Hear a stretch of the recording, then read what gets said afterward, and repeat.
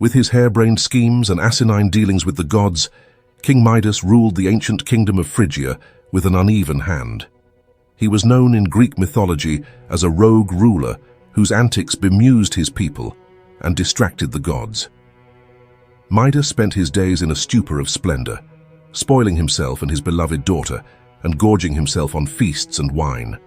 Unsurprisingly, he felt an affinity with Dionysus, the god of wine, carnival, and performance.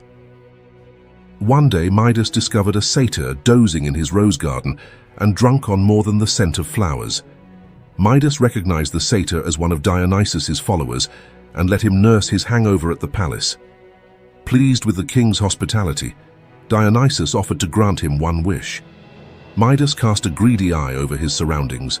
Despite the luxury in which he lived, no amount of precious jewels, finest silk, or splendid decor felt like enough. His life, he thought, was lacking luster. What he needed was more gold. The god sent the power to turn anything the king touched to gold surging through Midas. Ecstatic, he turned to his possessions. At his lightest touch, the palace walls transformed. Stone statues shone and goblets glittered. He galloped through his home in a frenzy, handling each item until it took on a lustrous sheen. Soon the palace heaved with gold, and Midas's delirious laughter echoed off the walls. Exhausted and hungry from his rampage, Midas picked up a bunch of grapes from his newly gilded fruit bowl, but he nearly shattered his teeth, for the fruit had turned to metal in his mouth. When he picked up a loaf of bread, the crumbs hardened in his hand. Flinging himself onto his bed in frustration, Midas discovered his plush pillows had morphed into solid gold. Hearing his cries of frustration, his daughter entered the room. But when Midas reached out to her, he saw with horror that he had frozen her into a golden statue. Horrified at what he had done, Midas begged the gods to rid him of his power.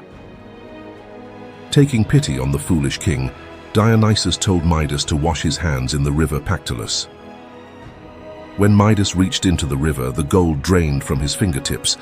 Midas returned home to find his daughter alive and his palace back to normal, and he rejoiced.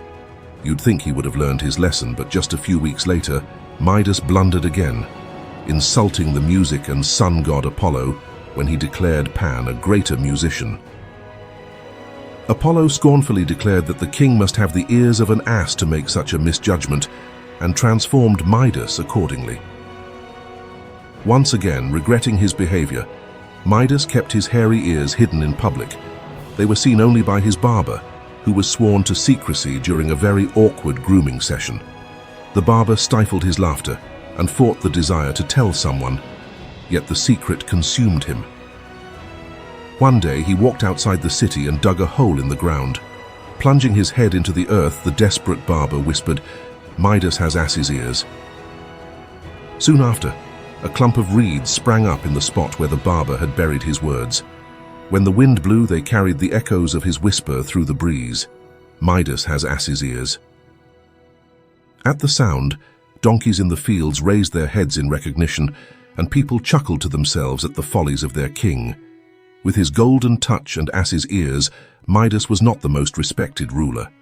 And where other leaders were honored through statues and temples, his people remembered him a little differently. In the depths of the glittering river and the rustle of the Phrygian wind,